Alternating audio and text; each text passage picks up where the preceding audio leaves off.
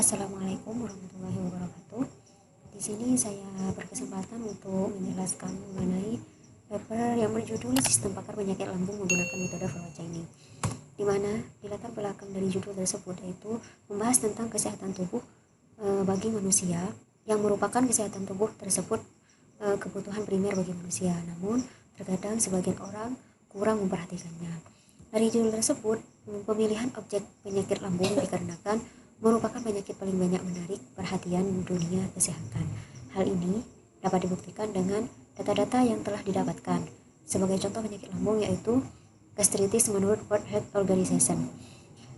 Dengan semakin pesatnya kemajuan teknologi mendorong para ahli untuk mengembangkan komputer agar dapat mempermudah pekerjaan manusia. Salah satu cabang ilmu komputer yang dikembangkan adalah kecerdasan buatan, yaitu artificial intelligence. Jadi salah satu bagian dari kecerdasan buatan yaitu sistem pakar ini. Selanjutnya, dari masalah dan tujuan penelitian ini yaitu masalah pada penelitian.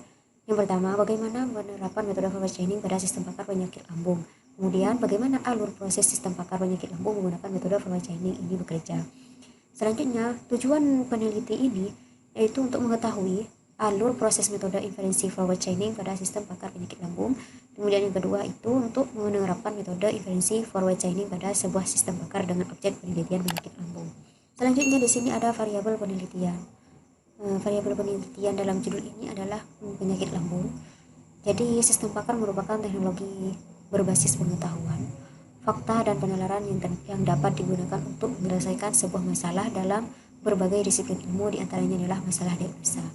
Metode pengembangan yang digunakan dalam pembuatan sistem pakar ini adalah metode SDLC, System Development Life Cycle, dengan menggunakan metode inferensi forward chaining dan model penelusuran depth first search berbasis platform pemrograman Java. Selanjutnya, metode penelitian. Metode inferensi forward chaining ini adalah metode pencarian atau teknik pelacakan ke depan yang dimulai dengan informasi yang ada dan penggabungan rule untuk menghasilkan satu kesimpulan atau tujuan. Nah, teknik analisanya yaitu merancang representasi pengetahuan sistem pakar sesuai dengan pengetahuan. Jadi, tahap representasi pengetahuan merupakan tahap penyajian kembali pengetahuan yang dibutuhkan oleh sistem dalam bentuk aturan produksi untuk mendapatkan hasil atau kesimpulan dari aturan yang telah ditetapkan. Kemudian, kesehatan tubuh merupakan kebutuhan primer bagi manusia, namun terkadang sebagian orang kurang memperhatikannya. Semua manusia menyadari bahwa tubuhnya mengalami gangguan kesehatan, tetapi sebagian besar masyarakat tidak tahu penyakit yang sedang diderita tubuhnya serta bagaimana pengobatannya. Dengan alasan tersebut, maka dirasa perlu untuk menerapkan metode forward chaining ini dalam sebuah sistem.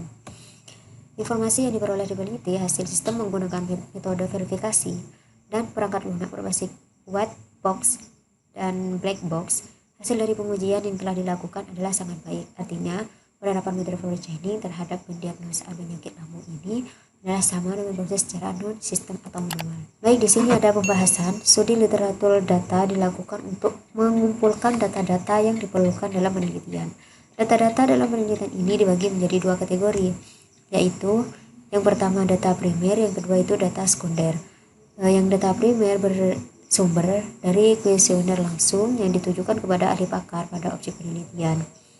Kemudian yang kedua data sekunder bersumber dari buku-buku, jurnal, dan sumber valid lainnya mengenai penyakit lambung, sistem pakar, dan forward chaining. Nah, ini adalah pembahasan daftar hasil, daftar jenis penyakit lambung beserta gejala-gejalanya yang digunakan untuk membangun sistem pakar yang dijelaskan pada paper ini. Dijelaskan pada tabel pengetahuan disusun dalam tabel tersebut. Nah, di sini ada tabel dari hasil pembahasan dan rule-rule pada tabel 2 berdasarkan pengetahuan yang telah diperoleh pada tahap studi literatur data yang telah dilakukan sebelumnya, yaitu pada tabel 1 dan penafsiran. Dengan berbagai alasan tersebut, maka dirasa perlu untuk menerapkan metode forward chaining dalam sebuah sistem yang dapat meniru sistem berpikir seorang pakar atau dokter spesialis penyakit dalam atau lambung. Dari kesimpulan judul paper ini, yaitu dapat diperoleh kesimpulan setelah melakukan serangkaian pengujian analisa dan studi kelayakan terhadap sistem penyakit sistem pakar penyakit lambung menggunakan metode flow chaining, maka didapatkan kesimpulan bahwa hasil penelitian sesuai dengan tujuan peneliti, yaitu yang pertama, alur proses yang terjadi dalam penerapan metode flow chaining pada sistem pakar penyakit bagian lambung berjumlah 16 alur. Hal itu dapat dilihat dengan menggunakan media TRI. Kemudian yang kedua, metode flow chaining mampu dan cukup efisien untuk diterapkan pada sistem pakar dengan objek penyakit bagian lambung dengan keakuratan diagnosa sebesar 75%. Hal itu didasarkan pada studi kelayakan yang telah dilakukan pada Dr. Amelia Mayangsari. Sekian penjelasan dari saya tentang judul sistem bakar pada penyakit lambung. Kurang lebihnya mohon maaf. Wassalamualaikum warahmatullahi wabarakatuh.